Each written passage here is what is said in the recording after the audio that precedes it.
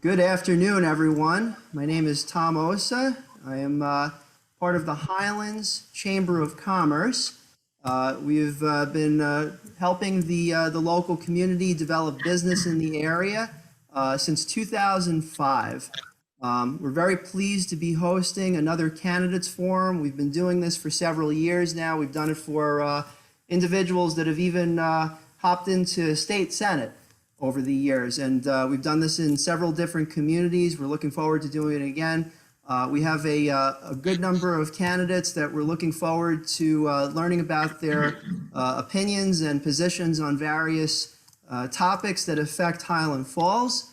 So some of our candidates in attendance today, we have Olga Anderson, we have James DeSalvo, we have Constantino Fatsis, we have Joe DeWitt, we have Joe D'Onofrio, and Melanie Guerrero.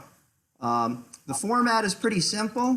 Basically, we're just going to do some quick introductions, and then each candidate has 3 minutes to do a brief, if you will, a keynote, talking about their position about various issues. And then what we're going to do is for each candidate, we're going to open up the floor to anyone in attendance, allowing them to be able to ask questions. For those of you that are in attendance and would like to ask a question of any of the candidates that are speaking, you should look at the bottom of your Zoom panel.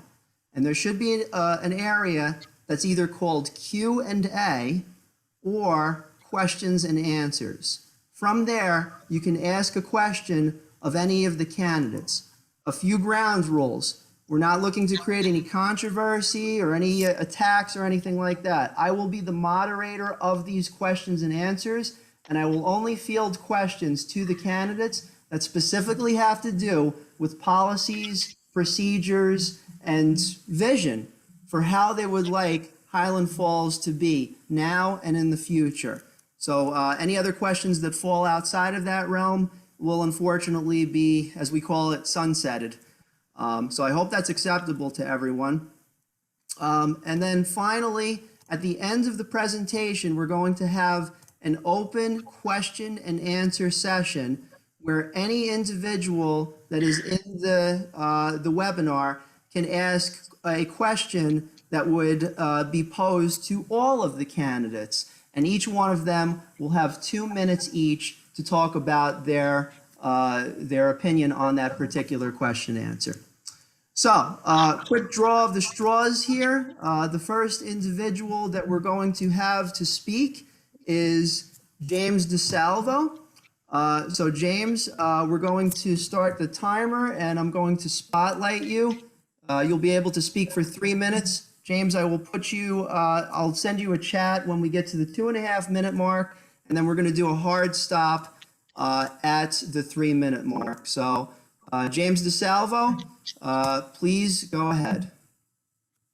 Just want to thank you, Tom, for putting this on today, and thank all those folks in the community group that participate in these things. It's very good to have everybody get together and answer some questions and try to talk nice and present their platforms and present their vision for the community. Give a shout out to my 2 running mates, Gary Phillips and James Ramus, both running for trustee, who are a little tied up this afternoon at work. They apologize for not coming tonight. So listen, we have it's an interesting election year. There's 5 folks running for mayor, 6 folks running for trustee. So the community of Highland Falls definitely has some choices this year. I think some of the candidates have similar visions, but I think there are some definite defining lines with some of the tickets. I myself would like to focus more on a smart plan for economic development, not just throwing anything up against the wall to see what would stick. We need to come up with a plan. We need to use the folks in the chamber. We need to use folks in different organizations in the community like Rotary and Vision and all these other organizations where folks volunteer their time and try to come up with a master plan for strategic business planning and economic development for the community so that we can offset our residential tax base with a commercial downtown, bolster the anchor businesses that have been here for a long time. So that's pretty much our vision for the ticket. on top of doing all the other things that you should do when elected, which is taking care of roads and putting sidewalks in and making the community look better and stay safe for the folks that live here. So that's pretty much my intro, and I look forward to moving through this program today. Okay, thank you, James. Appreciate it. Does anyone have any questions specifically toward James DeSalvo? We'll pause for 30 seconds, wait for some Q&A. Any questions, answers coming in. Again, if you need to find the place to ask a question, it's at the very, very bottom of your Zoom webinar screen. There should be a place called Q&A or questions and answers, and you should be able to ask a question in there.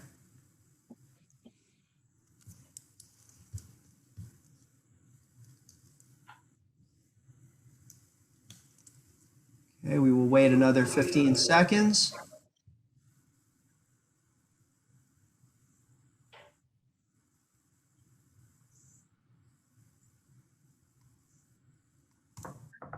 Okay, all right. Thank you, James. Appreciate it. All right. Thank you. And again, just as a reminder to everyone, at the end of all of the candidates having their 3 minutes and their own Q&A, we will have some time for people to ask questions. I did have a question that actually just came in. The question is well, I'm gonna phrase this in a way that that we can I guess can be digested.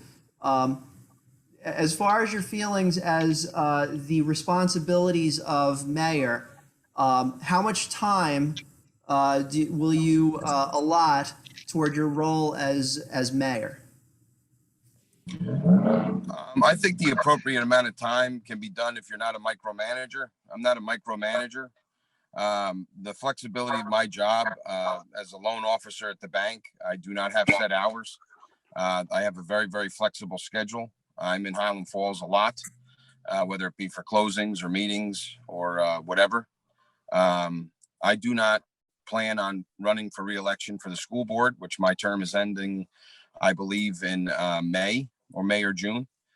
So I will not be seeking that seat again. So that will free me up with some time.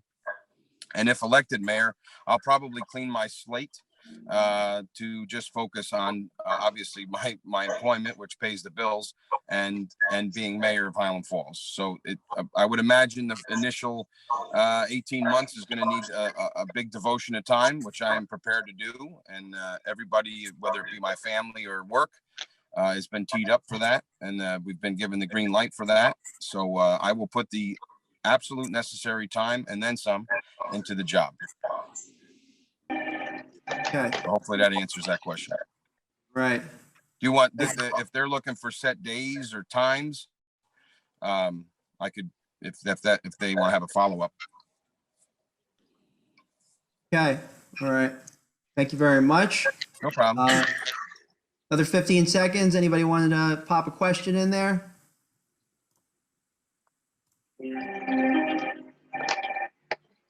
Okay. Also, if anyone has any sound in the background, if you could just mute your microphone until your turn. Okay, let's move to our next candidate. So, quick draw of the straws here, and we have Melanie Guerrero is our next speaker. All right. So Melanie, again, just a reminder, we'll go for 3 minutes solid for you to speak about your platform, position, and such. And then I'll give you, at the 2.5 minute mark, I'll give you a 30-second warning, and then just remind you at the 3 minute mark. All right, so please start now.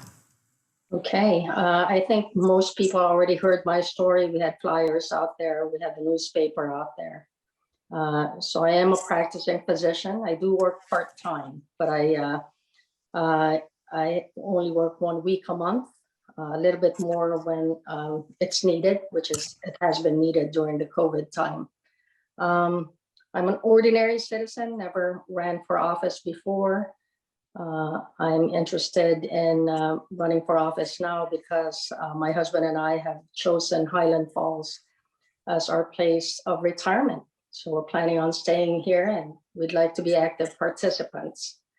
in how the village is run, and have a more active voice in it. We're very much interested, I'm very much interested in revitalizing Main Street. I think there's no reason why, you know, in a place where you have 1 million visitors a year, where we shouldn't have a better Main Street, a lot more businesses. I don't understand why there's so many unoccupied buildings. I mean, it's a charming little village. Seems like there's a lot of potential. I lived in West Point for a couple of years before moving outside its gates. And I know that all of us who live in there talked about coming out of the gates and participating more in the businesses, and there just weren't too much of a selection. I did realize in the past couple of years, when I have been in the revitalization of a couple of buildings, that there are a lot of barriers to getting things done. And I think, you know, we have to have a friendlier outlook to people who want to come and do great things for the village and the town. Should be easier. Should be easier with the building department, with the planning board, with the zoning board. And we should be able to attract a lot more people from outside of the community and within the community to actually get them to start something that they're interested in.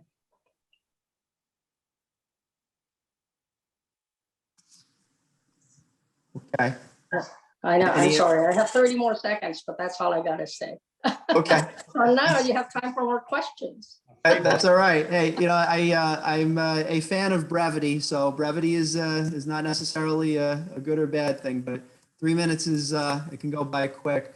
So we do have a question for you from the audience. So again, I'll phrase this in a way that do you have any experience that you believe would be beneficial for dealing with the continuing issues of COVID-19 that the village is facing?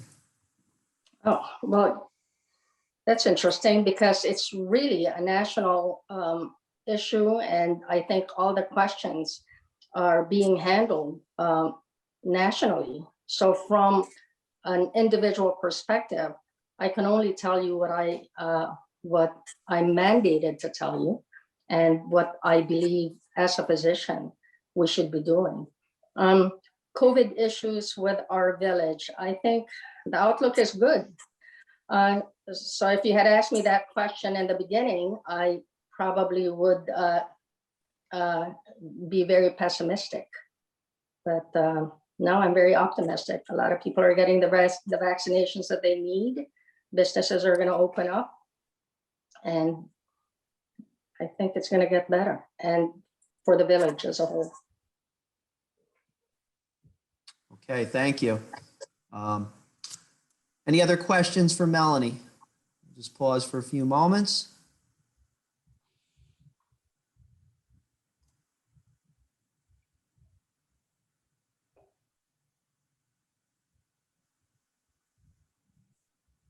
Okay, and another 15 seconds.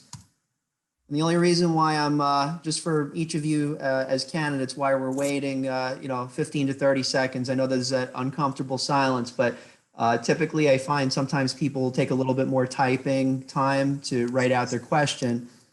So I just want to make sure that questions, and here we go. So we have someone that asked this question to you, Melanie. What do you see as the biggest challenge for businesses in Highland Falls? So I speak from experience. I also have, by the way, an MBA from Georgetown. So I do have a couple of businesses that I own, one in Washington, D.C., and also here in New York. I think the biggest challenge that I faced coming in here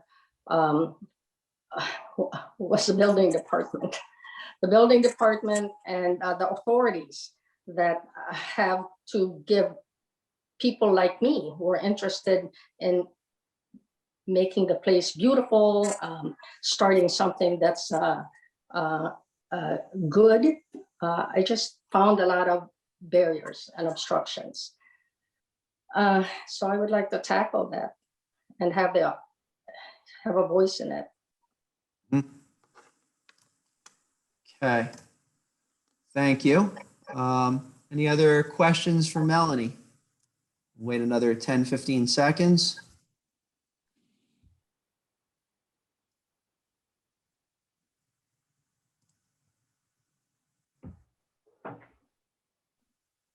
Okay. All right, we should be good there. Melanie Guerrero, thank you very much. Okay, so we have our two candidates. Let me just do a quick draw of the straws here. Okay, next up, we have Mayor Joe D'Onofrio, current mayor of Highland Falls. So thank you for joining us, Mayor D'Onofrio. Thank you. All right. So please commence for 3 minutes on your platform and what you'd like to accomplish with Highland Falls if reelected. Okay, thanks, Tom. And first, as everyone should do and has done, thank you for hosting this. This is a way of getting out to the community in a different way than our mailers and letters to the editor and all this kind of stuff. So thank you very much. So I've been asked, what keeps me going? So that's easy. If I had a battery inside me, my battery would be my belief and my love for this community. So it's as easy as that for me. And that never has, and that I'm sure will never leave me. So I just want to take my time and talk a little bit and then get on to the future about the accomplishments that I and the administration and all the village employees have done. Major improvements to Roe Park. We secured additional water for our reservoir. Very important. Refinanced bonds, saving hundreds of thousands of dollars. $18 million in grants over the last couple of years. Paving over 50% of the village roads. Infrastructure, so important. Our infrastructure is 50, 60, 70 years old, and it's come home now to roost, and we're taking care of it. Main Street revitalization. So many compliments last year. It's winter now, so we see the gray and all, but Main Street we repaved, new sidewalks, trees on the sidewalks, antique lights. This end is also done. This Monday night, we'll award the bid, if the board approves, to put new sidewalks in down this end, and new street furniture from flower baskets to street furniture. All of that, it goes on. It just goes on. Working with Senior Cutson for trails. I know Joe DeWitt's on that.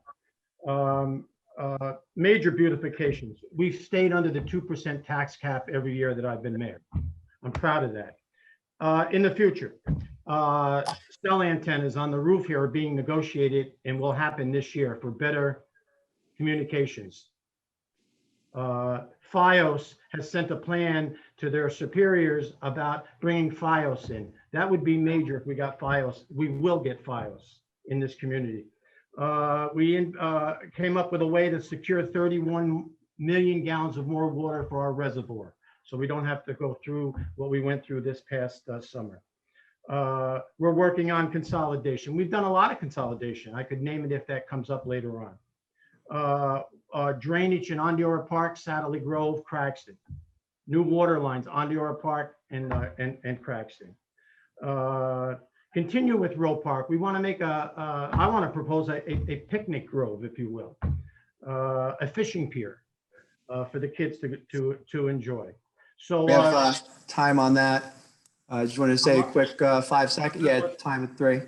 okay. Want to say a quick 5 second closing? 5 seconds. Well, I hope there's time later on to talk about the #1 issue, economic development. Okay. Thank you. Okay. That was. Right. Yeah, it goes quick for everyone. Okay, so we do have a few questions that have been posed. Let me just digest this for a moment and pose the question. So one moment, please.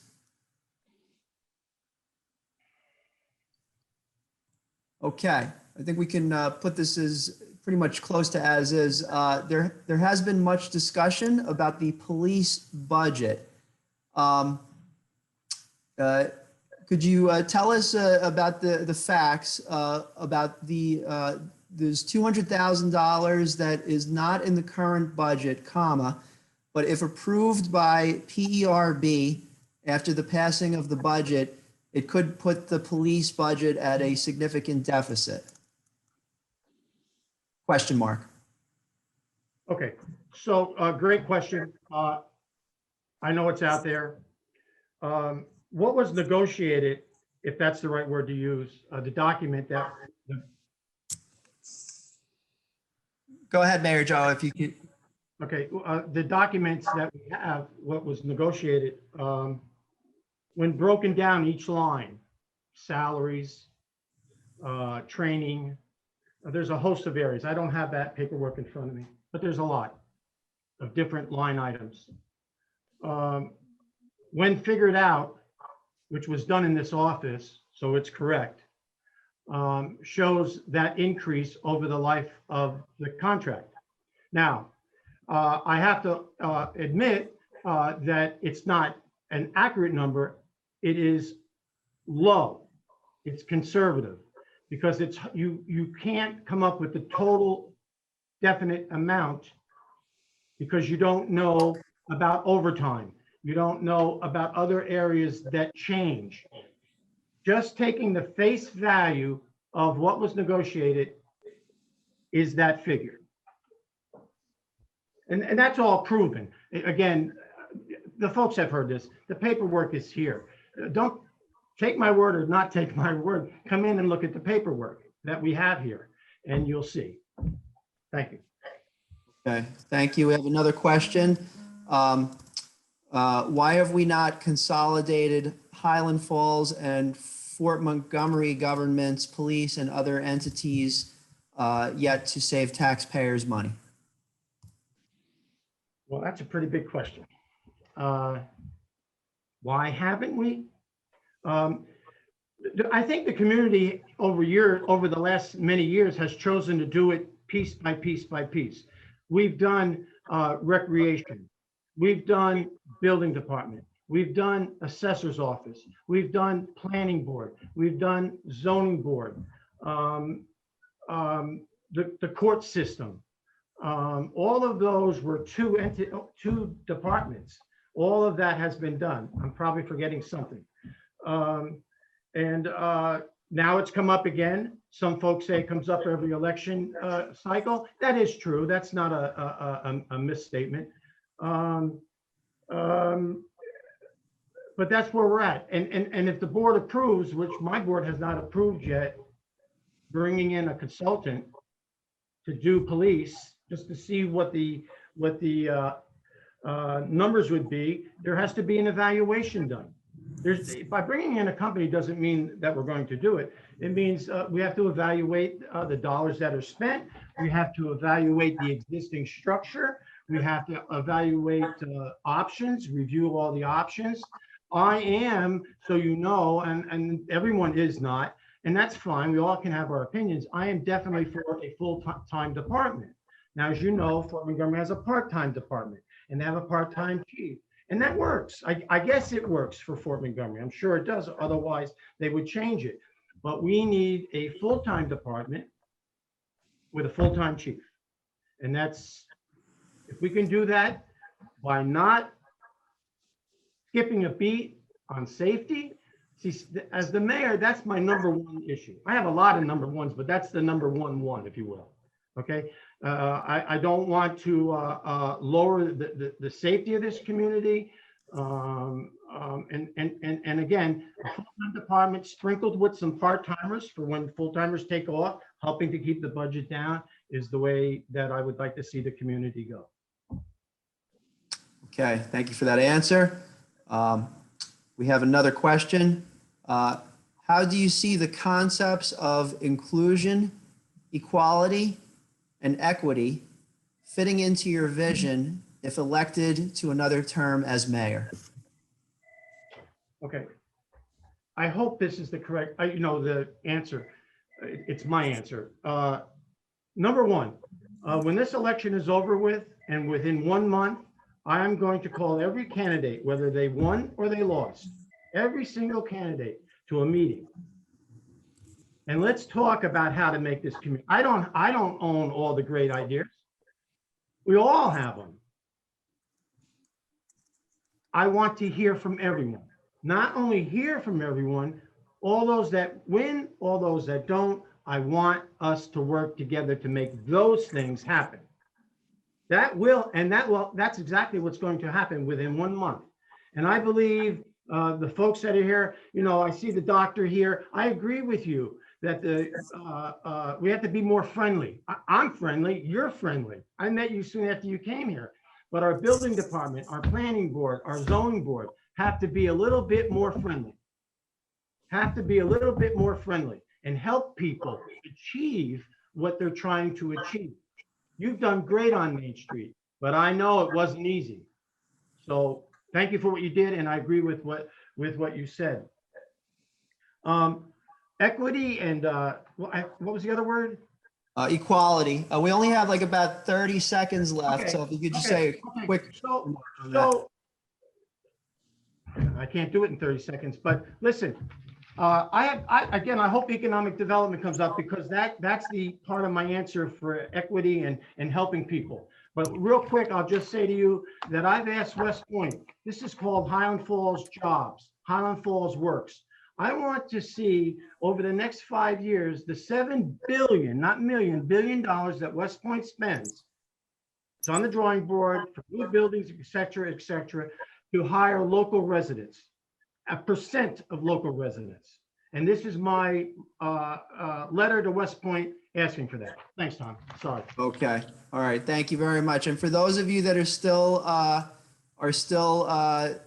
seeking to ask questions, reminder at the end of the time when each of the candidates speak and get one-on-one questions, we will also have time at the very end for people to ask questions of all the candidates, and time allotting will give a decent amount of time, maybe like a minute or so for each question.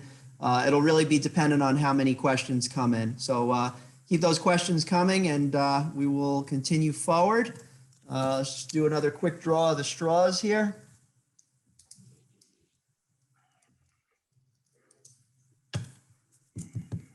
Okay, next up, Olga Anderson. Olga is running not for mayor, but for trustee. So let me just spotlight you, Olga. Olga is running for Village of Highland Falls trustee, and you have 3 minutes to speak. Welcome, and please commence. Okay, hi everybody. Good to be here along with my esteemed colleagues, as they say in Congress. Just for a little bit of quick background, I've been in Highland Falls for 20 years. I was looking for some property, and a friend of mine told me to take a look in Ondiora, and I absolutely fell in love with my little cottage. And I've got some wonderful space here for all the gardening that I like to do. But I think I really want to mention some little bit more about my background, because before retiring in 2011, I was a project executive for a large healthcare software company where I managed teams of people and multi-million-dollar contracts related to computers in hospitals. So I've been asked, what am I going to do if I haven't had experience in politics before? And my answer is, well, I've had the kind of experience I think that is a good proving ground for tackling big plans. And I think that that's the kind of work we have to do on the village board. So that's how I got here. And since I've been in Highland Falls, people know who know me, they know I've been involved with the farmers market. The farmers market is a beloved institution here in Highland Falls. I mean, it's literally the place to be on a summer Sunday. I'd like to see many more of those types of events in the community where people just will congregate on the street and enjoy each other's company.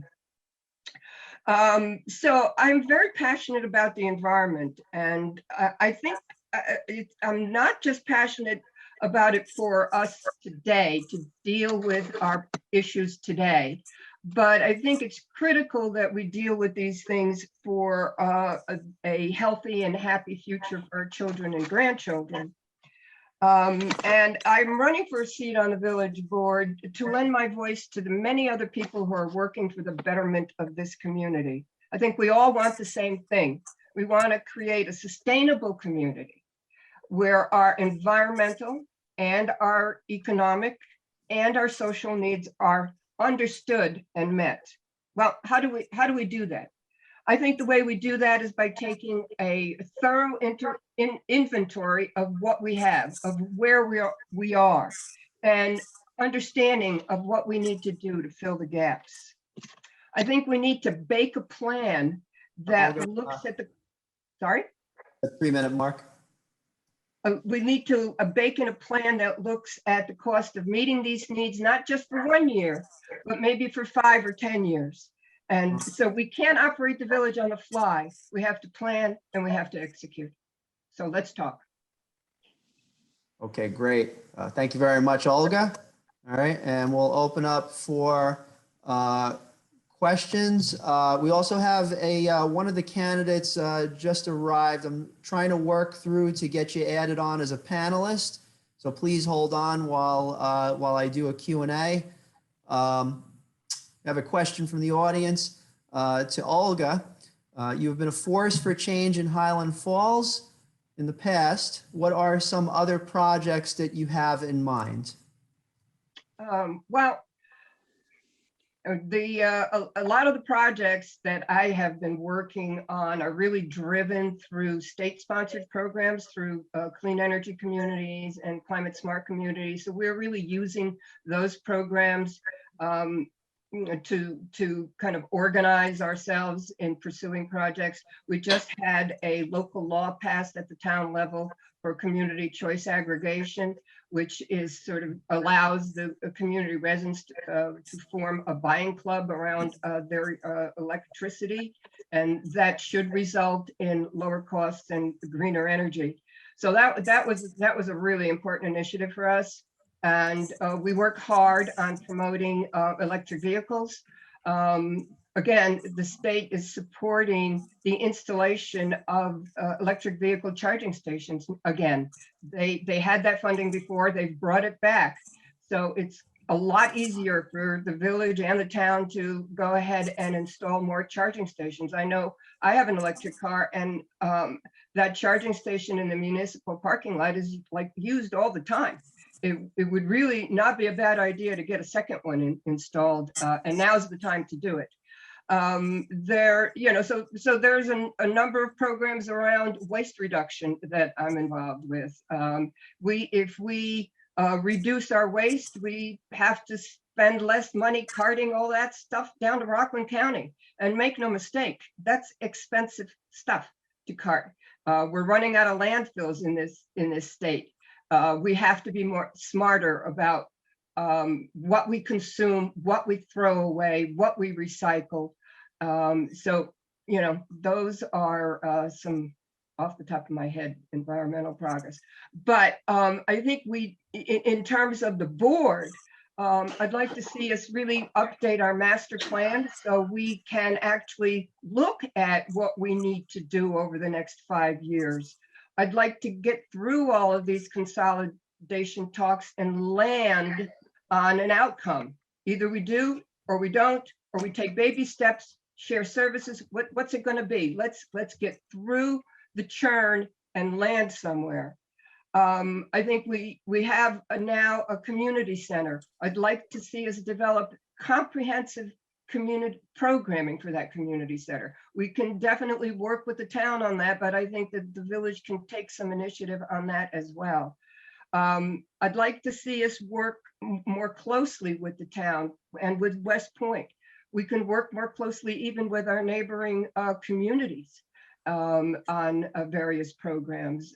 I've had numerous discussions with our neighbors across the river, down the river, up the river, and there's some wonderful ideas coming out of those communities that we can embrace and expand our own work with.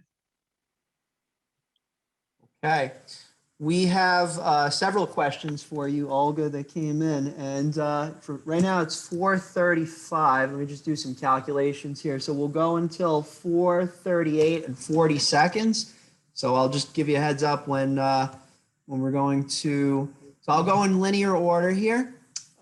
This question has already been answered. Next question: what can be done to utilize our empty storefronts? Any ideas such as pop-up galleries, etc.? Yeah. Well, I think pop-up is a great idea.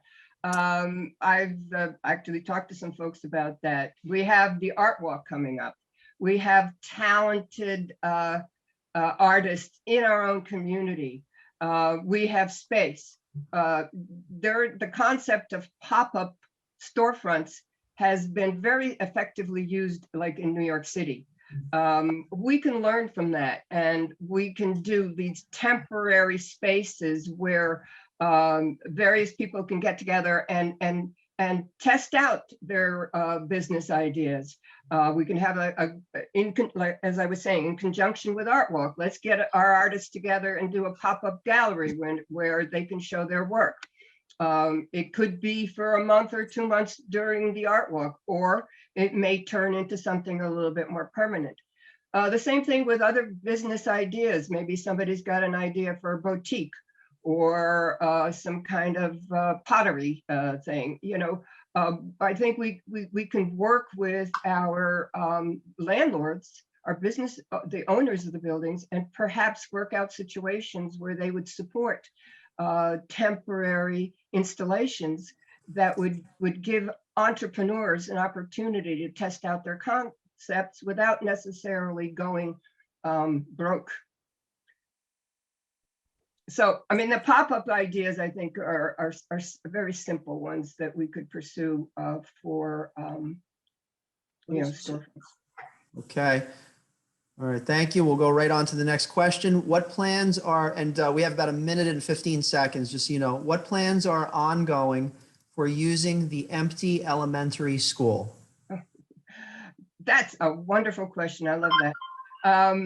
Well, I have been involved with several other village folks here. We've been talking to people. We've talked to the school board. We had some initial planning going on around converting that into a green tech incubator. The primary driver of that project would be the retrofit of the building to be passive energy, so that it would be absolute state-of-the-art construction. We have an architect who's an expert in passive energy out of Cold Spring, who's very interested in the project. The Hudson Valley Passive Building Alliance is very interested in participating in that project. We have a lot of possibilities for tenants, but what we don't have right now is the business plan that we need to get the full funding. For that reason, I have just signed up with the Pattern for Progress to participate in a program that they call Community Rebuild. And I am using the potential of that elementary school as a template for my project with a Pattern. So I'm very excited about the possibilities of where that can lead to. Okay, thank you very much, Olga. And just as a reminder to everyone that's joining us, we will have those question and answer sessions toward the end, and we'll stay on for as long as we can. The remaining questions and answers will be posed to each, and I just have to do some calculations to figure out how much time for each. I want to try and keep a tight schedule here, so we'll continue forward. So we have 3 individuals remaining. Just going to do a quick draw of the straws here. Okay, so next up we have Joe DeWitt. Going to spotlight you. Okay. All right, so Joe, you are up for 3 minutes. Please commence, and I'll just give you the 30-second chat when the time comes. Okay, Tom, thank you very much. Quick bio, just born and raised in Highland Falls. My parents were both bankers, business people here in town. and I learned a lot from them as a child growing up, that's for sure. I went on to graduate college at FIU in Miami. I spent most of my life in financial news at CNBC as a field cameraman and a field producer. My last full-time TV job, I was a producer at the Aaron Burnett Out Front show on CNN. And up until COVID, I was pretty busy as a freelance producer, director, and a media trainer. A lot of it was corporate work. Obviously, with COVID, people working from homes, hopefully that'll pick back up. Running for mayor, I got to agree with Joe. Coming election time, a lot of our platforms have aligned because a lot of issues that are on the table are now in the spotlight. What I'm trying to offer, for all the issues is to follow through, to finish doing the work that has been started, but start doing at the beginning of our term, because there's so many things that need to be done. Again, following through with the consolidation studies, mostly regarding DPW police station. We've all heard about it. A lot of things, again, back to the infrastructure. We know, again, as Joe said, 60, 70, 80 years old. You got to do a lot of long-term financial planning to get that job done. There's money to be found. There's a lot of money to be spent to upgrade our sewer and water system alone. And with that comes a lot of fiscal responsibility. Again, we've heard about ideas about growing business, and everybody has good ideas. And I want, again, to embrace people's ideas. But we need to take a 21st century approach, and that's marketing ourselves on the internet, working with West Point, working, with all the trails and the hiking traffic, that when people come through this area, that they know Highland Falls is a place to stop for a respite, something to drink, something to eat. Trying to make the village more vibrant with activities like festivals. Again, what Olga has done with the farmers market. We need to do a lot more of that. Things for our kids, activities. I met one of my neighbors today who I was really proud to hear how her children work with older people, or she did a Valentine's Day project. We need more things like that, where the younger generation interacting with the older generation. A lot can be learned both ways. And I'd like to, again, embrace people to come with those ideas and bring them to the table. I see my 30-second mark. We have a lot of historical value here in Highland Falls. Maybe we can play off that and as we promote ourselves and do more with our activities. Again, Art Walk is another example. And as we developed in our campaign, we want to do it all with tact and really, really emphasize the transparency, accountability, community involvement, and trust that we're doing it all responsibly and civilly, and respecting the community. Thank you. All right, thank you very much. Okay, so we have some questions coming in. The first, we have this came in when you started speaking. The question is, in your opinion, would it be better for the future of the village of Highland Falls to maintain its current infrastructure or improve on that infrastructure? Well, I've heard a lot of stories about patchwork, and I think we have to look again into that long-term financial planning and start replacing the major arteries, again, water, sewer. And again, to emphasize what Joe said earlier, we're looking at infrastructure that's 60 to 80 years old. So no, it's time to replace and be ready to be safe for the next 100 years of our community. Okay, thank you. Thank you. Next question. What improvements to the environment do you stand behind? Well, or in front of, or, what do you stand for environment-wise? I very fortunate to be running with my two teammates. And as you know, Olga is a big champion of environmental and green initiatives. And listen, I support all her ideas to the table. I mean, we're seeing a commitment from auto manufacturers to go full electric. When it comes to time for the next batch of police cars that we need in our community, regardless if our village and town is consolidated. Hey, do we start moving police cars or doing patrol around the streets? Do we advance them to hybrid cars? I don't know if electric would work. Open-minded to whatever will work financially and to the safety of our community. So yeah, of course I'm behind green issues. I mean, I believe in global warming and its effects. And I'd like to see things that if we can be a greener community and at the same time save money, hey, it's a win-win. Okay, thank you. Thank Our you. next question. What's happening with the riverfront project, the marina, and how would you move that along? That's a challenging question. I've heard words about moving the village garage at one point and maybe opening up that territory, which is adjacent to the New Aloe property, which again, Joe, thank you for mentioning that you was on that committee to develop that park. Listen, we're on the Hudson River, and we see a lot of our neighboring communities across the river that have the ability to exploit their beautiful riverfront property. And why should we not do the same? I mean, there's nothing more gratifying than relaxing down by the river. And if you could do that with a good meal and with friends and, you know, with a nice drink, let's definitely work any way we can to develop the riverfront property. It's one of our greatest assets and the history. We have history here. Let's work it all. Okay, thank you. Okay, I think we have all the questions that we can ask. And just as a reminder, and we still have like about a 2.5 minutes. So if you have a question that you'd like to pose, we'll wait 30 seconds for anyone that would like to pose any last questions.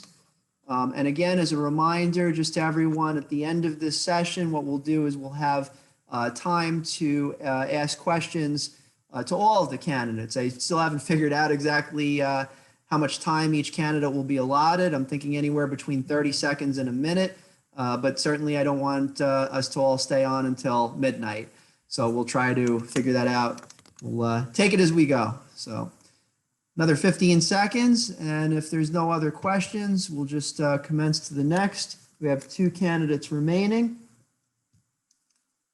Okay, so let me just, one candidate showed up. Just so you know, off camera, I have papers that are, they're about the same size, and basically what I do, I turn them over, and then I'm just picking one, and that way I figured that would be the fairest way. We certainly want to keep it as objective as possible. Okay, so for the time being, thank you, Joe DeWitt, and we'll move on to our next, and we have Constantino Fatsis will be our next speaker, running for mayor. Constantino, thank you for joining us today. Thank you, Tom. Good afternoon, everyone. All of the candidates, thank you for running. We certainly have a very diverse group. Some who have been very involved in politics for a long time and some that haven't. As many people know, I'm a local attorney in town. I'm a former town judge. At one point, I used to be with the volunteer fire department as well as an EMT here. Like Joe DeWitt, like many of the other candidates, I was born and raised here. I raised my family here now. Many of the issues that come up every election time have been on the docket for many years, and now's the time that we have to actually deal with it. Again, being the last mayoral candidate to appear on this forum, many of the topics have already come up and many of the responses have already been addressed. But what we do know is a major issue here is as most people in this community know, we have a very limited tax base. We only have about 93% of our land is actually owned by the federal government or the state. So bringing income in that doesn't fall solely taxation solely on the taxpayer's back is very difficult, but we have to try to break that divide. I mean, we see Annapolis, for example, a community right outside the Naval Academy, and it's a night and day difference. And we have to ask ourselves why? Why after so many years, 30, 40, 50 years, is Highland Falls not more like Annapolis? Why? What are we doing that they haven't done? Joe, for example, Joe DeWitt had mentioned the idea of patchwork repairs. We see that all the time. For example, we do need a long-term plan, whether it's a 10-year plan, a 20-year plan, whatever it is that gets our infrastructure in order. We've resurfaced 5 or 6 streets this year, and we didn't bother at the same time to change the water lines and the sewer lines. It just doesn't make economic sense to me. I would rather have 2 streets done where water lines and sewer lines were changed along with the gas lines. And then we know that the average street's going to be repaved or resurfaced, whatever the correct terminology is, every 30 years or so. It's better for the environment. It's better to not have to mill up the pavement and then put it back down. And it saves water. It's a win-win for everybody. Long-term planning in our village has been absent. The discussion of the $550,000 bond or bonding for police cars that has been done in the past, it can't happen any longer. If we know that a certain piece of equipment has a shelf life of so many years, we have to put money aside in our reserves so that when the time comes to be able to have to purchase that item again, or a police automobile, we know it's about 3 years or so. We're not bonding it because the only thing we're doing at that point is just kicking the debt down the road for someone else. In turn, our yearly budget, so much of it goes towards debt servicing. That's just intolerable. We can't afford to sustain ourselves that way. We have senior citizens who are on fixed incomes, limited incomes, have an inability to work a second job, where some of us, for example, here, even as candidates, can work a second job if we need to make ends meet. Some of our seniors can't. And to look at a senior and tell them, well, I'm sorry, but your taxes are going up, is not acceptable. Certain things we have no choice about, certain mandates, certain contractual obligations, but we have to work within our resources to work more efficiently, work with the town. If consolidation is an issue of certain services, why haven't we done it? We've had a study that was nearly complete and was abandoned, 4 years ago. Unfortunately, it is an election year issue, but it should be an everyday issue. And saving taxpayers' monies and getting the best benefit for our monies is the most important thing. Okay, we're at time. Thank you very much. All right, we have a few questions that are coming from the attendees. The first is a interesting question. There is a part of the budget being put forth that is $550,000 for equipment. In your opinion, would it benefit the taxpayers more to consolidate the DPW, Department of Public Works, than bonding the equipment would be? Question mark. Okay, so in that particular situation, it all really depends on the economy of scales. 2 communities working towards the same agenda in terms of DPW works can do so more effectively and at a better cost and a better savings for the community. However, there's not one candidate here that can actually tell you, yes, it should be done or shouldn't be done without looking at the economic feasibility of it all. It's very important to understand that consolidation of services only works if it works for the village resident and the town resident. And it's very mindful to remember that the town council persons and the town supervisor work for the village residents as well. They are obligated to support what's best, not only for the hamlet of Fort Montgomery, but for the village of Highland Falls. So it's important to say that if we can save money and produce a better service and a more efficient service, because we're working 2 governments together, or some sort of a consolidation agreement, or a dissolution of one department without losing any jobs, that's the most important, and we save money long term, then it's a win-win. When jobs, I know jobs were an issue. Many people were being misled information that if there's consolidation, people are going to lose their jobs who work for one municipality or the other. It doesn't have to be like that. Jobs can be saved. Jobs can be, a commitment can be put together that keeps these jobs. And if we need one or two less employees, we get to that point through attrition or when someone retires, resigns, finds a better job, and we just don't hire that position again. So it's important to realize that economically, we can save our consumers a lot of money if we work more efficiently. Some things are already done that way. For example, buying gasoline between the village, the town, and the school. It makes sense on that level. Why wouldn't it make sense to look at every department on that level? And the same thing can be applied to policing. Other than policing and DPW, we really don't have any other services that are squared solely on the back of the village. Our village primarily exists to provide those two services. Everything else is provided for the town, by the town, I should say. So it's important to remember that as long as we know economically what savings we could actually get out of an economy of scale, then it could be that case. Okay, thank you. We have another question that came in. What are your plans to revitalize Main Street? Well, Main Street, first and foremost, a working relationship with West Point is an absolute necessity. I mean, I'm a lifer here.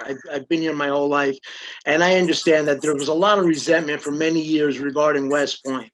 Any politician in the past that ever spoke nicely of West Point was always condemned as, you know, kissing up to West Point. Well, we have a symbiotic relationship with West Point. We should have a symbiotic relationship. We're in a situation that West Point can use us as an asset and we can use West Point as an asset. West Point has to know that we're here, that we're willing to provide services that they may not have on West Point. And in turn, looking at our community and looking at the empty storefronts and the businesses that tend to develop in Highland Falls, what can we do to promote a better downtown Main Street for Highland Falls? For example, there's been the idea floated around in the past of making Main Street one way, maybe extending one side of Main Street into a situation where you can have outdoor dining on the restaurants, paved sidewalks, things that would attract consumers. We go right across the river to Cold Spring and we see a different community, and it's not impossible for this community to be along the same way. Ray Devereaux, for many years, championed the idea of remodeling downtown Main Street, or our section of Main Street, even from the corner of my office upwards towards the main gate, into a friendly face. And and doing that could attract more businesses. Having a stronger relationship with West Point, absolutely necessary. We need to show West Point that we are here, we're their partners, we want to work together, and at the same time, reach out to corporate sponsorship and see what they can do. We can't rely on the taxpayer to fund this all by themselves. Grants from the government are going to become a far higher and scarcer commodity, especially now with tax revenues. One minute to the next, we don't really know what's going to come in. We don't know what's out there. We don't know what our representatives will be able to get for us in the future. We have to make it happen. We have to reach out. We have to be that initiative, that go-to, that goes to companies like IBM, Coca-Cola, Microsoft. How can you help our community grow? And how can we in turn help your company grow? We can work together. We can have symbiotic relationships and get our town into a more positive demeanor so that people want to come to Highland Falls. And it's the same idea as other candidates have mentioned, everything from tourism to the hiking trails to our marina. We need to get that word out there in 2021, reaching that internet market and letting people know Highland Falls is a great place to come. What we don't have, Bear Mountain has. What we don't have, West Point has. But what we have that they don't have is we're the conduit between everything. So we're that one place that people can go and say, we're going to go to Highland Falls, we're going to have a bite to eat, and then we're going to go tour West Point. Or we're going to go to Highland Falls, get a bite to eat, and we're going to go to Bear Mountain. And working together with our neighbors is really our only solution. We have to work together. And having a broad-minded team that brings different ideas to the team from different backgrounds is the way to go about it.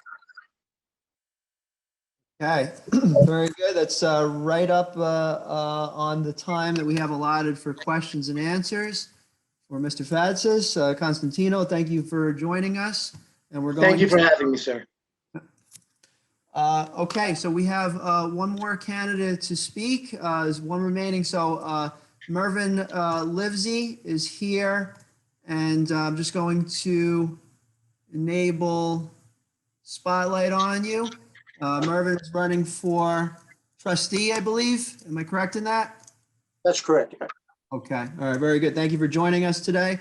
So Merv, just format wise, we have 3 minutes to do kind of like just a platform, what you are looking to accomplish if elected to office, past and future, and then we'll have 7 minutes for questions and answers.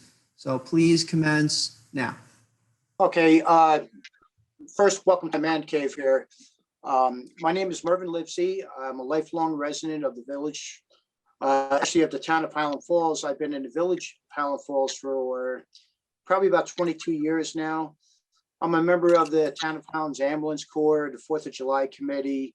Mr. Costas up here, when he was a judge in the town, I was one of the community service program directors for him. We worked very well together during that.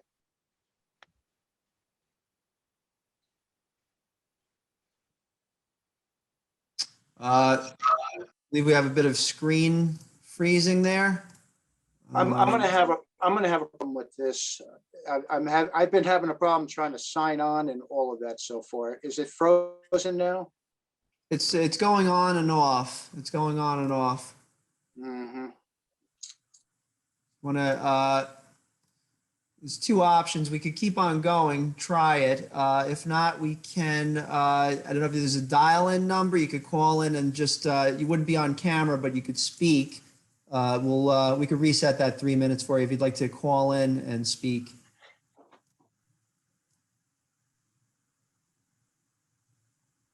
Okay, looks like we're getting a little bit of lag there. We'll just wait a few moments for Merv to come back. And if not, Merv, can you hear us? Okay, all right. So Merv, what I'm going to do is I'm just going to very quickly, if everybody could just, we want to accommodate here. I am going to send you via email the Zoom link, but use the phone number in order to dial in. And actually, I'm going to give you the dial-in number right now. If you can hear this, the dial-in number is 646-876 9923. And then your meeting ID is 828-4017-3964. All right, so we'll. Tom, I don't know if you could hear me or not, but that's breaking in and out. I'm going to email you the information right now. Let me just send that to you. Sending it to both of your email addresses that we have on file. And the subject line is Zoom. So it's being sent to you right now. Please look for it. And I'll just keep tabs on the participant area just to see if you check in, and just shoot me a quick chat. I'll see if I could bump you up to panelist again from there, and we'll see how it goes. Okay, so if anybody has any questions that they'd like to pose to the rest of the candidates, and again, we're going to see if we could get Merv back in just out of fairness. I think it's fair for all of us here. We're going to try to do an open forum, and I don't know, there might be some questions, there might not be some questions, I don't know. We're going to try this. We've done this a little bit with candidates in previous forums. And basically, we want to just have the community pose questions in the question and answer section. So I have a few that came in. I'd like to give you guys a few, like a minute or so, just to add in any other questions. And basically, the other part of this is that there are some questions that I didn't feel would be appropriate the way that they were phrased in, just pointing it toward one candidate or another. There were a few of them to various candidates. So what I'm going to do is I'm going to do my best to rephrase it in let's say, a positive light, and then pose that same question to each of the candidates that are here today. I should note that one of the rules is that we don't want any crossfire. So we want to kind of keep it contained. So please try to keep it with how you envision that you would handle that particular challenge if elected to office. So hopefully that's fair to everyone. Watched too many of a debate over the last year and a half. So I'm trying to find a way to basically objectively do this so that it's fair to everyone. I'm just going to check in one more time to see if we finds Merv on here. We unfortunately don't see him checking in yet, but we'll see if we can allot some time for him if he calls in. Merv, are you able to hear us? I could hear you. I don't know if you all could hear me. Can hear you, but it's a little choppy. Do you think that you want to call in, or you want to try for that 3 minutes? Either or is fine. Let us know how you what you prefer.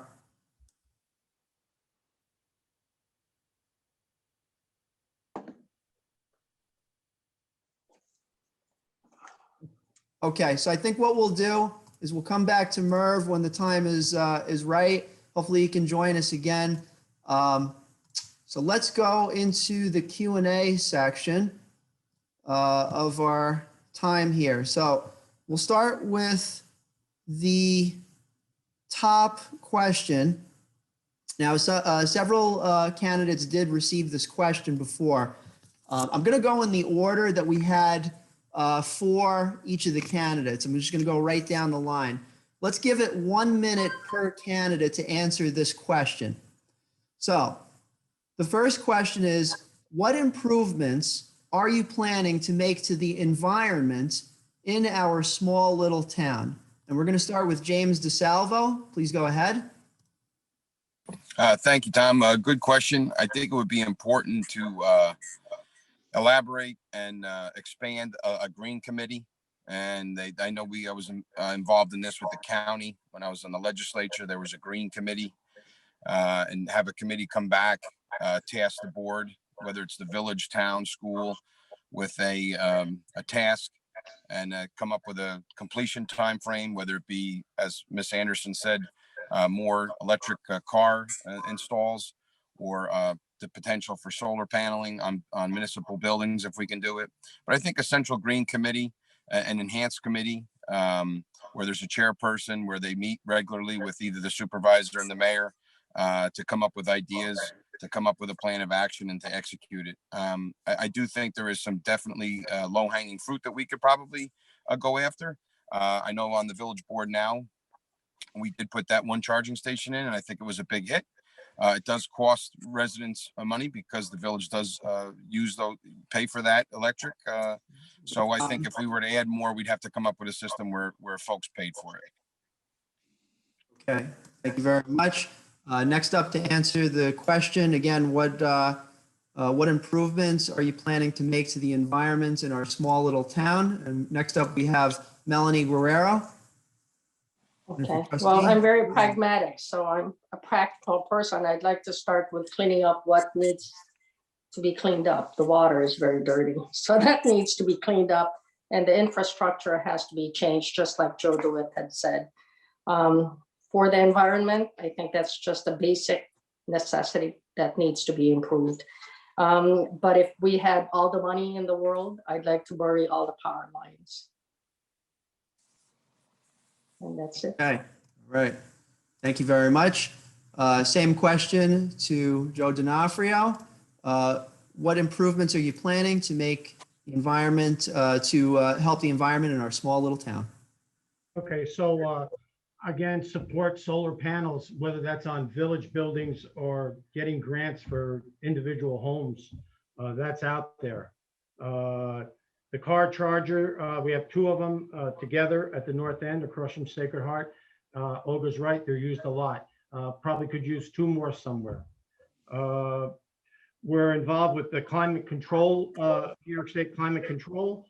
They now are analyzing our buildings, our village buildings, whether it's the village garage, the village hall, all kinds of different buildings on going green and ways to save energy. And I think the biggest thing I could do if she wins or not, is put Olga Anderson in charge of this. You don't Okay. get to volunteer. Okay. You're the one, Olga. You're dragging us along. Thank you. Okay, and next up to answer the same question, and this has been in order, we have Olga Anderson to answer that same question. What are you planning to do to make the environment improved in our small little town?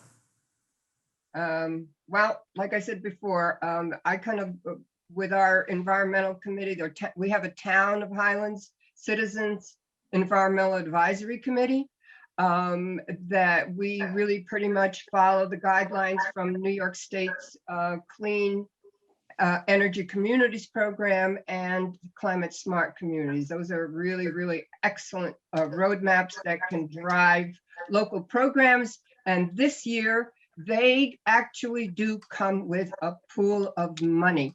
So if we can check the boxes on a couple of programs, such as electric vehicle charging stations, such as community choice aggregation, both of which have already been started, some training for building inspectors, some permitting improvements for solar. If we can check the boxes on 4 of those initiatives, we qualify for some substantial grants.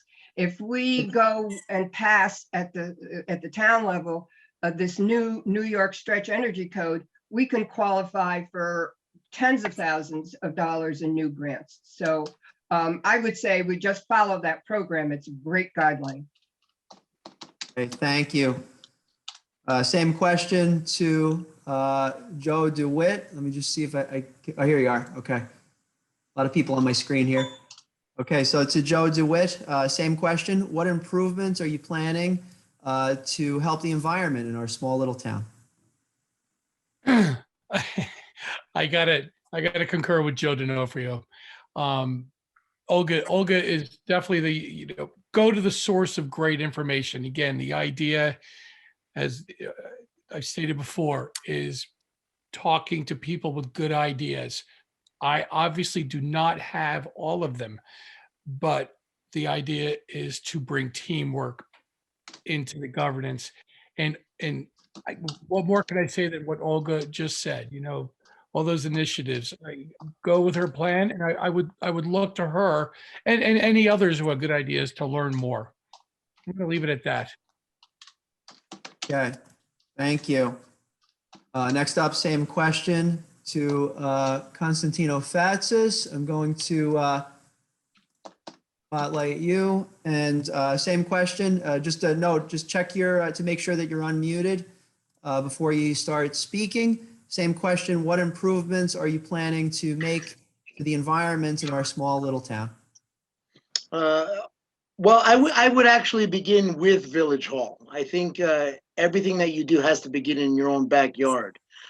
Everything from window efficiency ratings, everything from the heating system, air conditioning. I know when I was a town judge in the local court here, an issue had come up by Bill Etzel where he had advocated replacing the windows, and they would have paid for themselves within 3 to 4 years worth of use. And unfortunately, it wasn't done. But I think we lead by example, and we begin at our very own home. The idea of renewable energy in municipal buildings, to me, is a no-brainer. Again, we're beginning at home. The idea of the car chargers were mentioned, and Trustee DeSalvo mentioned a good point. The electric is paid for by the community, so there has to be some sort of give and take. Maybe we'll share a burden of that, or maybe we'll make it affordable for those who can't afford to have a home charging unit, that they can use it, but maybe they have to pay for the electricity. But I believe one of the first things that we could do is actually look at Village Hall, make it more efficient. We all know of the 3rd floor, or some of us do, at Village Hall that's essentially unused. How can that be used? How can maybe an agreement with the town hall used in terms of consolidating one building, the village municipal building, into a situation? I'm sorry? We're 1 minute. Okay. So I'll leave it at that. Okay, all right, thank you. All right, so, and I also got a message from Merv Livesey. I'll read it to all. My apologies. Disappointing to me not being able to speak or answer questions. I couldn't even hear the number Tom was saying. Hopefully it was clear, but if that's something on me, I apologize. He said, however, I will make a video based on these questions. I also want to wish all of the candidates good luck and say thank you for getting involved. All right. So we'll continue forward with our next question. And again, thank you to all the candidates that have answered the question thus far, those that have been posed to them. Okay, so our next question, this is an interesting one. And I'm going to also pose this in a way that's hopefully, again, in a positive light, because we got some questions in that, if taken the wrong way, we don't want this to go off the rails and, cause any, because I firmly believe that I think the time that we allot, we could do a lot of positive things, in my particular opinion. Consolidation, yay or nay? What are your feelings on consolidation? What are your policies for or against consolidation? And again, if elected, what would you do to keep the village and town structures as they are, or move forward with consolidation? That is the question that we have at hand. I'm going to start with James DeSalvo, and please commence for 1 minute. Thank you, Tom. It's a good question. It's a question that Mr. Phillips, who's running for trustee, and Mr. Ramus, who's running for trustee, part of the team, we've talked about. And I think it needs to be an issue that's not talked about during election time. So our plan would be that to hit the ground running, if elected, if the team's elected, to hit the ground running and once and for all deal with consolidation. It's funny that some of the folks running who spoke today said that they maybe had some issues or things weren't streamlined with some of the already consolidated services.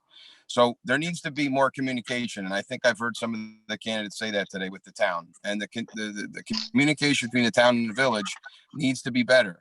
And I would really like to sit down with the town and see if they would want to present a plan for police or DPW. But again, and I'm glad Mr. Fatsis is sitting down, because I'm going to agree with him. It's important that we understand that the village services cannot be reduced. Focusing on cost is very, very important, but if it's to save cost to reduce service, it's just not going to work. It's not going to work for village taxpayers. So I think we need to address consolidation once and for all, see what's the best way to maximize service. Okay, all right. Thank you very much. Thank you. James. Okay, next up, same question. We'll pose this to Melanie Guerrero. Consolidation. What are your feelings for or against it? What would your policies be if elected to office to move it forward or keep things as is? No, I think it does need to be answered. It seems to be one of the biggest issues now during the election, and it should be answered while we're all here. So yes, no, I think there should be consolidation. We need to take a good look at the budget, and I agree. I don't want to fire anyone. I think we should not reduce services. We shouldn't let people go. I think it should only be by attrition. But we're not a village of unlimited resources. So yes, I think we should look into it and see where the redundant services are and combine them and see how we can save taxpayer money. Okay, thank you very much. Same question to Joe D'Onofrio. Thanks, Tom. A little bit of this I had said before, but it's the same. The question is what it is. So we need to look at the existing structure. We need to evaluate that. We need to review the options. There's more than one option. We need to review the analysis that's done. Definitely, after all of that, community engagement is very, very important. We cannot reduce the safety for the village residents. And I'm sure Fort Montgomery feels the same way. I mean, I know they do. And the study that was done 4 years ago, 4.5, 5 years ago, was brought up earlier. That had been rejected because it mostly was a part-time department. And as I said earlier, I'm not sure that that would work here in the village. So that was why that did not move forward. But like I said, we have to look at the existing structure, review the options, review the analysis, which tells you the facts and the figures, how it's going to work. Definitely involve the community, and do not reduce safety. Thanks. Thank you. Okay, same question to Olga Anderson. Consolidation, what are your feelings toward or against consolidation? And if elected, how would you proceed forward or keep things as the same? Well, I'm really in favor of creating new ideas and new solutions. So I guess I wouldn't be in favor of just shrugging my shoulders and going with the same. Let's take a look. There have been numerous studies that have been done. Mayor Joe has formed a committee to review and participate in further consolidation talks. Heard that at one of the village board meetings. So let's get those folks from our village who are already named to this committee. Let's get them sitting down with all the information that has been collected over the years. Let's bring that information up to date and let's make a decision.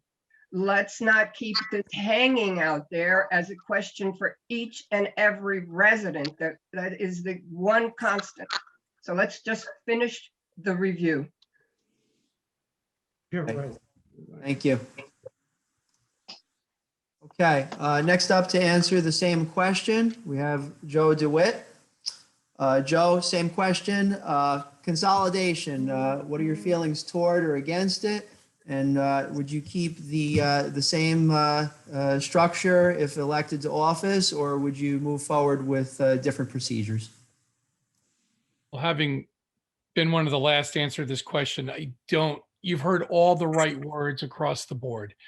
And to align with Olga, that's the point, is now let's follow through. If we have to spend money on one more consultation to examine the process, let's do it and let's follow through. That's simple. On top of that, I think we could learn that from our next door neighbor here at West Point. They actually might be very beneficial in helping us with certain services and equipment. I hear that's possibly something that could come on the table, which again would help us with some of our financial struggles we have in replacing some of the capital equipment in the DPW. Bottom line is, yes, I'd love to finish examining consolidation. Thank you. Okay, thank you very much. All right, next question, or same question to next individual. So we have Constantino Fatsis. Consolidation, are you for it, against it? And if elected to office, what would you do to change the existing structures or keep them as such? Tom, as I indicated earlier, it really comes down to the economic feasibility. Consolidation doesn't make sense if it doesn't save money. At the end, that's one of the most important factors that has to override anything that's done. Consolidating just to consolidate doesn't make any sense, and not doing it because someone wants a power trip doesn't make sense either. In the end, realistically speaking, it's an economy of scales. Anyone who has any idea of what we're talking about understands that doing something in bulk, doing something on a grander scheme will always end up saving money. The difference is how much money and whose ego can hopefully be put to the side. The town board is really the most pivotal part of this process, because the town board, knowing that they represent the village resident, has to understand and they have to commit to doing what's best for the village resident and the hamlet of Fort Montgomery resident, which is the town of Highlands residents. We are one family. We are a community of 4,000, 2,000 more in Fort Montgomery, 6,000 people. And we have governments that are set up as if we're in two separate sides, New Jersey and New York. And it doesn't have to be that way. We have to learn to work together, whether it's highway or whether it's policing. No one's going to tell you that we want to reduce services. No one's going to tell you that we want to increase the dangers by having a police department that doesn't adequately handle what we need. So in the end, we just have to get together and look at the data, run the numbers, get it to the people, and as Joe DeWitt mentioned, get it done. Okay, thank you very much. All right, so that's the close of that question. Thank you all who have asked and answered that question. Much appreciated.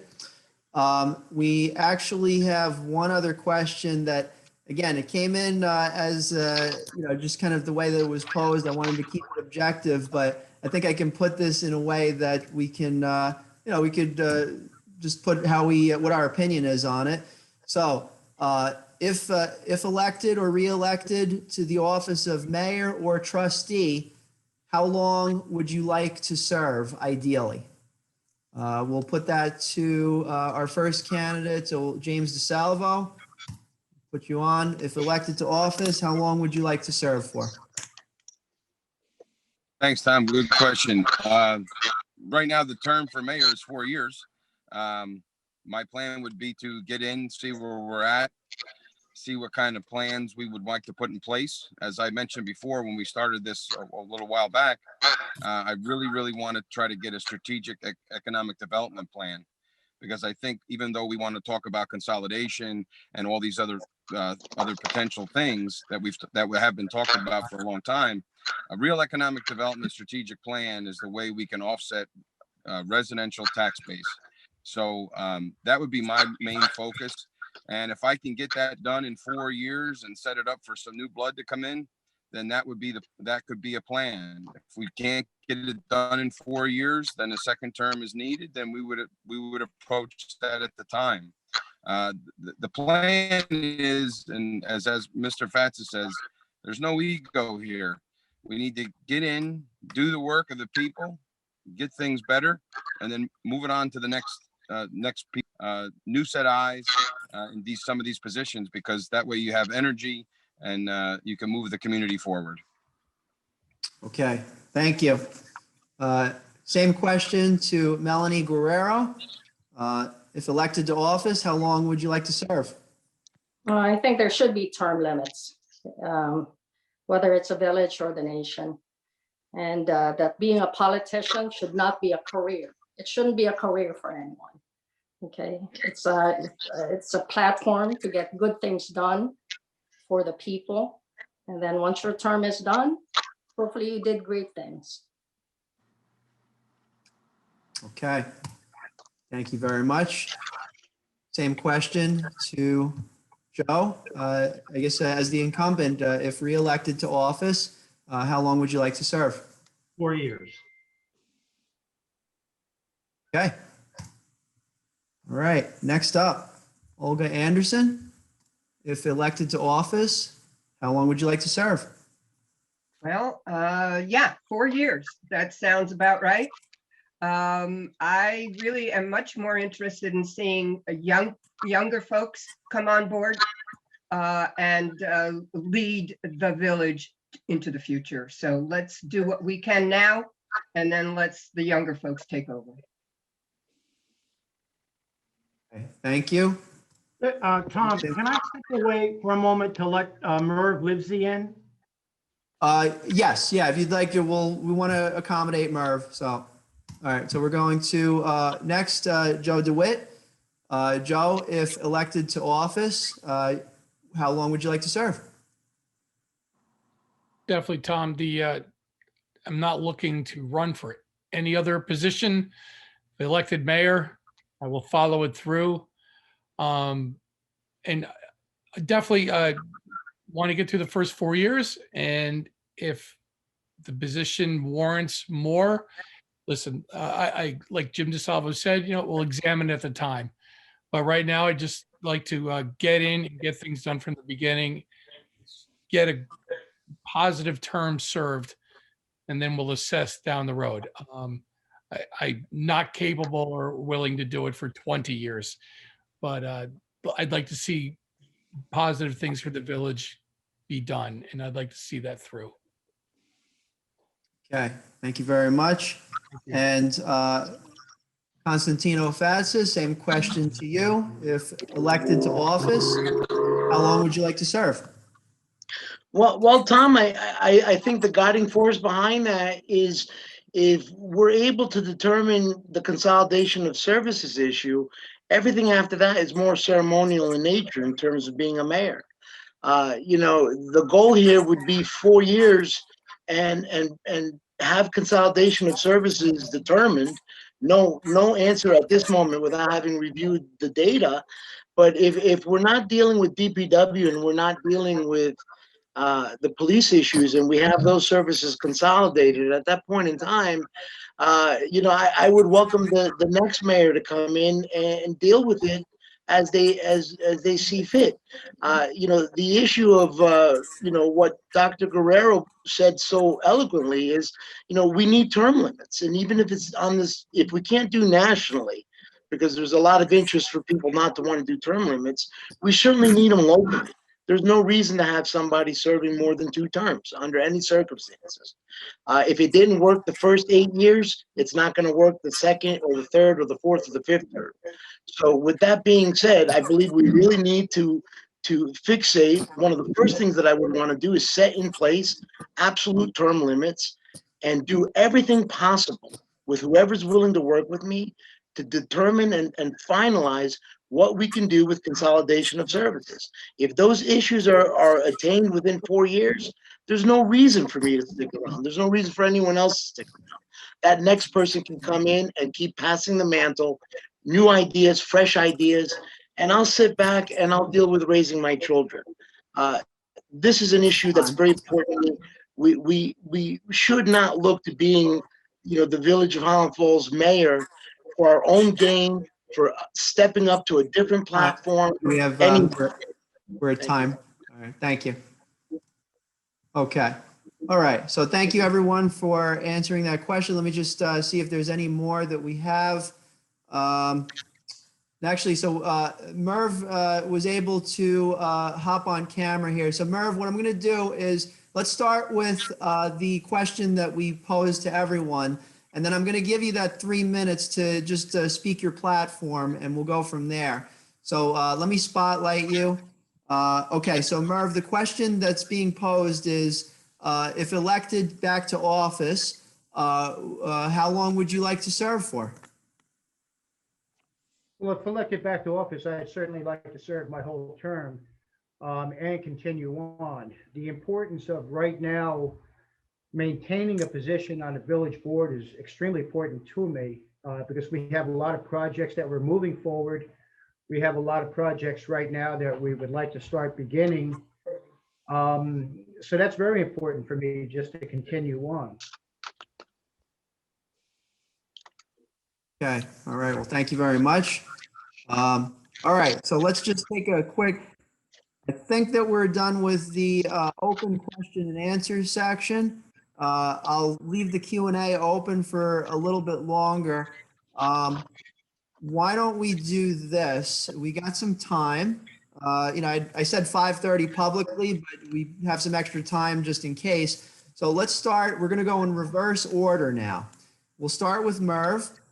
Each of you will have 3 minutes to say if you, in Merv's case, just overall your platform, what you wish to accomplish.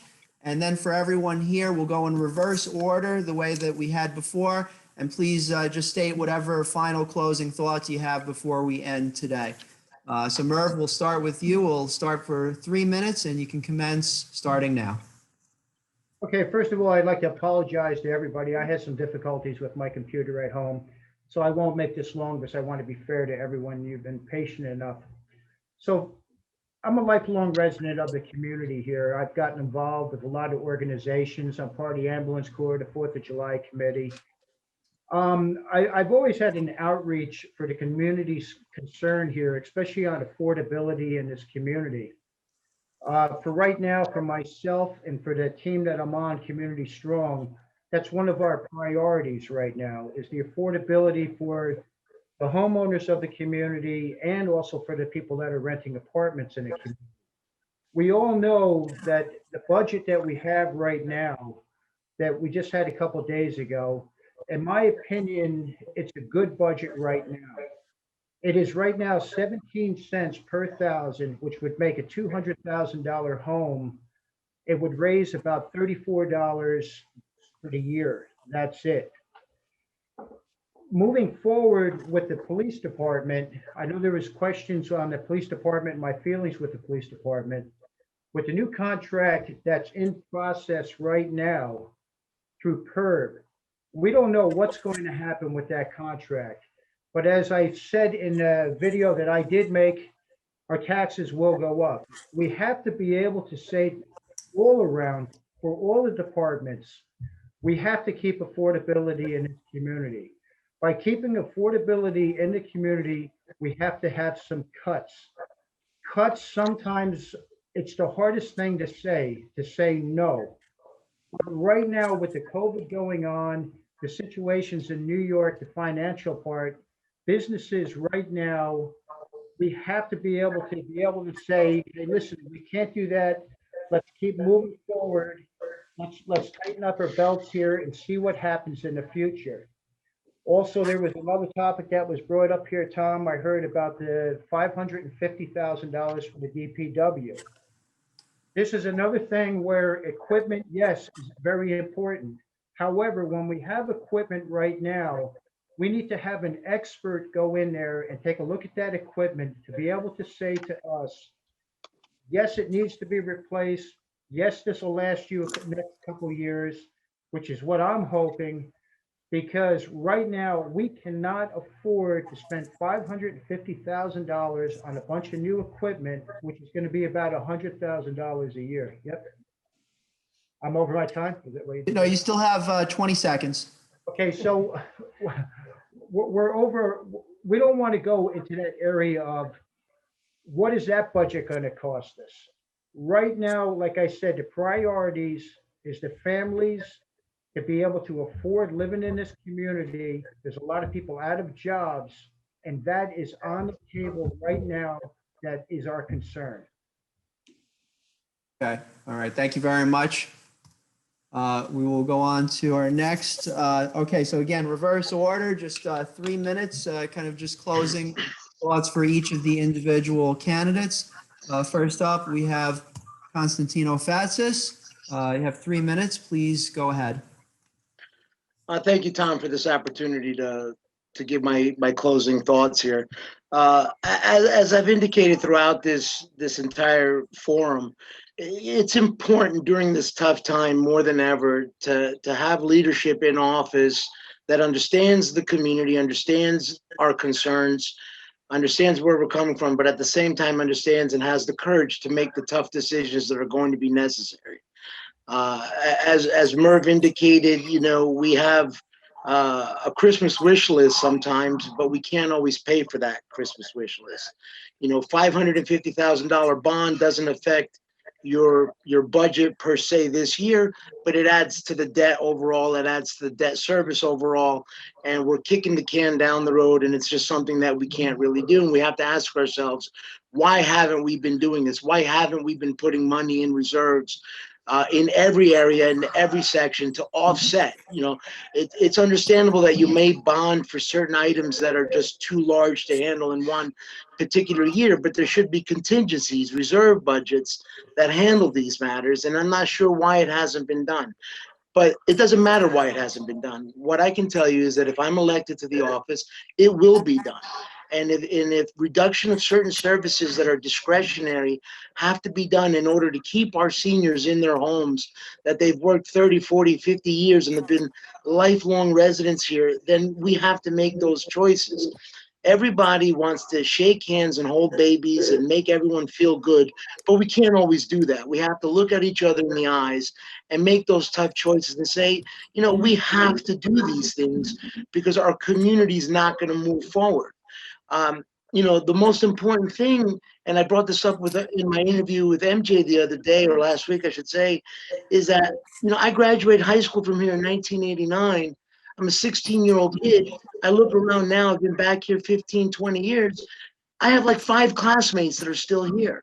That's not good. That's not how we sustain our community. We want our kids to want to come back here. We want our kids to have services. We want our kids to have everything. We've just got to figure out how to pay for it. So with the idea of consolidation, we have only 2 issues to deal with, and that's policing and DPW. There are no other services. This should not be something that has taken 30 years in the making to do. There's no reason that we haven't looked at this. There's no reason in this current political climate. There's no reason many moons before. This has to be dealt with. And, we have to provide ourselves and our youth and our seniors an opportunity to stay here if they want to stay here. And looking at saving money and providing the best service possible is what we have to do. And tough choices have to be made. I am that man. I can make those tough choices. Okay, thank you very much. All right, so next up we have Joe DeWitt. Thank you, Tom. All right, please start now. And Mr. Fatsis, thank you. I did come back, and you're right. And it was good to come back home because I do love this town and the people and the way the experiences I had growing up here and the unity here. And I'd like to be part of maintaining that. And that's why it's good to be home. I know we've tapped on a lot of issues tonight. Again, relations with people here in our town. There's a lot of people that have great ideas who want to come out and help and contribute and volunteer and bring those ideas to the table, communicate with people, civilly communicate with civility and thank people for the good work and encourage it. And we have untapped resources at West Point, again, building our relationship with West Point and countless untapped resources. They want to help us. They want to work with us. Like it was said earlier, Annapolis is to, down south. Why cannot we be the same? Again, fiscal responsibility, everybody's discussed, and that just makes sense. And it's about planning ahead. We got to not have knee-jerk reactions all the time. We got to look at things now and plan ahead and be responsible to our community. Look, we need more commercial growth here. We've all talked about wanting to advance Main Street and commercial development. We have to cap, taxable lands from disappearing. We can't afford that, obviously. And the last thing is, listen, talking to our community, embracing our community leaders. We not only have a lot of pizzerias in town, we have a lot of churches, and with that comes a lot of good community leaders. You talk to all our church leaders, and you tap into everybody in town and a good swath of people in town. And let's find out what we can do better as a community. Keep us unified and help us look forward, grow forward, look to the future. Thank you. Thank you very much. Next to speak, we have Olga Anderson. Olga, you have 3 minutes to speak, and please commence now. Okay. All right. So here's the deal, folks. I mean, the last 12 months have been different. The last year is unlike anything any of us has ever been through. So why can't we just look forward into a new future? Why can't we look forward into creating something different? Taking a more creative, innovative approach to our issues here in the village. I like to call it a quote unquote whole town post-COVID approach to creating a sustainable community. And that means looking across the board at what makes us great. And really, I love the Highland Falls because I can walk from one end of town to the other. I don't need my little electric car. I can ride my bike from one end of town to the other. I can go down to Mindock Park, be at the river. It would be nice if I could do that in Highland Falls. We're a wonderful village. We're a wonderful town. Let's work in a creative manner to make it the best that it can possibly be in the future. Thanks. Okay, thank you very much. Okay, next up to speak, we have Joe D'Onofrio. Thanks, Tom. So just a couple of things on some comments that were made. And this first one was a good comment. Joe, you brought up meeting with church leaders. I do that because you're right. They're very valuable folks in this community, and they have the ears of their parishioners. So I make that a habit to meet with them as a group. Someone brought up one-way traffic in and one-way traffic out of West Point. That's in this book. Now, that's a big item to tackle, believe it or not, because you have to get DOT to say, yes, they own the highway. You have to get West Point even to participate with hopefully a yes, but one way in and one way out. That's in this book that has just been approved by the village board that the LA group did. We talk about empty stores on Main Street. I remember empty stores. I remember there being 16 at one time. I remember being back in the 70s when there was plywood on the stores. Right now, there's 2 empty stores. Now, I'm not saying we have the stores that are filled with what we want. I'm not saying that, but we only have 2 empty stores, which isn't bad in this climate. The store up the street here, and the next block up, Main and Tobin's, just sold. It was empty for years. And there's a dumpster out front. They're cleaning it out and they're going to open up a store. That's good economic development. Infrastructure. The whole north end was done. Water lines, drainage. Back here was all done. And now we're down at the south end. Now that took millions of dollars, but more important than that, took millions of dollars of grant money that I was able to go after. And we continue to do that. Master plan, a master plan was brought up. There's been an announcement. It was in the paper. We have a $10,000 grant to update our master plan. So that's all good. We talked about the reserves and the vehicle funds. There's $568,000 in the vehicle reserve funds for different departments. Fire department, highway department, all the departments. We have 568,000. That's smart. That's smart there. So I appreciate all of that. We talk about economic development. Let me just show you 3 documents that I just received yesterday. This is 174 contracts that are coming up. They're expiring, and new ones for West Point. 174 different contracts. This here is, and I want to make sure you understand what I'm saying, it's billions. $8 billion over the next 5-6 years is going to be spent on West Point, buildings, et cetera, et cetera. Billion. We need to capitalize on these contractors. That's the point that I'm making. We need to get them to come down here. We need to get together and figure out how to do that. And the last thing I'll say is this. This is another document that I went to yesterday. And yes, you need to be here during the day because these meetings take place during the day. And this is a document that I went to yesterday where West Point is looking to buy salt, winter salt from us, because we can buy it cheaper and sell it to them than they can buy it. They're looking for us to pave their roads. We're talking hundreds of thousands of dollars to be made here. Thank you. This is economic development. Am I done? Yes, yes. I'm done. Okay. Thank you. All right. Thank you. Thank you. Okay. Our next to speak, Melanie Guerrero. I have 3 seconds, 3 minutes to speak, and please commence now. I'm sorry, there was a lot of movement behind me, but my iPad was about to turn off. I guess I used up all the battery. Highland Falls is a wonderful. As soon as I came here, it's full of really friendly people, and it's really charming. And one of its biggest assets is really its location. You know, you have West Point pouring in 1 million plus people here every year. But everybody who comes here, I think, has the same question I had when I came here, which is, why does it look like that? You know, why does Main Street look like that? Why don't we have better businesses? Why aren't we capitalizing on our neighbors'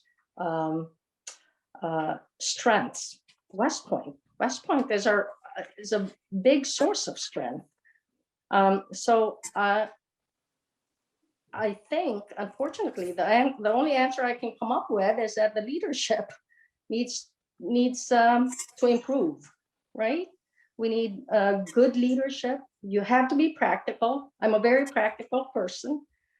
You have to address all the basics, all the fundamentals, do well at it, you know, be good with budgeting money.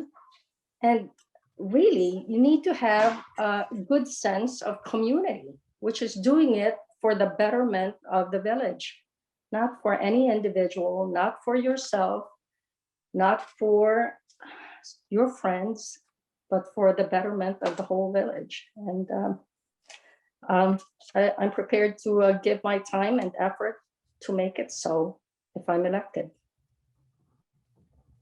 Sorry about the movement, but I had to put this on my lap. So now every time I move, the iPad moves. It's all right. It's all right. We're dealing with unprecedented times. I don't want to overuse that phrase, but in terms of everybody accommodating on Zoom and learning to remote, so I think everybody here is doing an excellent job. So thank you for that. Okay, and then finally we have James DeSalvo. I want to give you 3 minutes. Please commence now. Thank you, Tom, and I thank everybody who was able to come today and join us on this live Zoom. I appreciate everyone's participation. So just hit on a few things. As I mentioned before in the beginning, the team and I, we want to move the community forward. That's with a strategic economic development plan and getting Main Street more productive for the residents. We did talk about consolidation. There's more involved in consolidation than just the police department and the highway. We also have to consider the fire department. So there's 3 big elements. And when we get into office, we're going to get the information, present it to the public, and let the public vote and decide. And then we'll move the community forward whichever way they want. It's important to understand also as we get through the budget process that currently right now, there is no $550,000 expenditure for heavy equipment vehicles. That was taken out at the last budget meeting on Monday. But there's nothing wrong with strategic debt planning. And like the refinance programs that are going on right now, banks and home sale purchases that are up in this community, people are moving here. People are refinancing here because people are taking advantage of very low rates. And municipalities should do the same thing. There's nothing wrong with taking on strategic debt at a very, very low rate right now, in some cases, 0.5%, and using financing to purchase major equipment or do roads or do infrastructure. The village in the past has taken participation in that, and it's been beneficial to the residents. So there's a lot to look at, and during the election time, there's always a lot of buzzwords. You know, people throw numbers out. And I just want everybody to understand that these are serious times, as has been mentioned today, and we need serious people. And one thing that you can guarantee in our teams, if we win, that you will not hear I. It's a we. It's a team. It's an effort. It's a concerted effort. As I mentioned before, we're going to talk to different organizations in town like Rotary and Vision and the Chamber, and we are going to get people involved. We will go to West Point. We will go to the town. We will go to the state, and we will go to the county. The good thing about our team is we have relationships with folks in the county. The county executive is one of the biggest drivers for economic development in this county. We have a relationship with him, and we have a relationship with the county. We will go together, and we will work together in order to accomplish us moving into the future. And we won't be here long. We will stay in office to get the job done. If we get the job done, we will pass the baton. Whatever the topic, we will move forward on it positively with transparency and inform the public and get the public involved. So I thank everyone for coming today. We look forward to seeing you all at the polls on Tuesday. Okay. Thank you very much. All right, I believe this concludes our candidates forum. Again, I want to thank all of the candidates for not just showing up, but helping to conduct a really nice and orderly candidates forum. I also want to thank each of the individuals that stopped in to learn a little bit more about the candidates. And again, this is being live streamed on our Highlands Community Facebook group. There's about 1,000 individuals that are members of that, as well as many people from the Highlands Chamber of Commerce that are members that checked in via Zoom. Great questions, great answers. I think it's a good testimonial to the sort of, well, I don't want to get campy, but the democracy that we live in, where we can share ideas and be able to make things better for our communities, for our towns, our state, and our nation. So again, thank you for being here. We're going to close out. And just a reminder, for voting, the elections are on Tuesday, March 16th. So we always encourage everyone to vote and perform your civic duty. For the time being, my name is Tom Osa. I want to thank you again for being here. Have a great weekend and take care. Thank you, everybody. Thank you, everybody.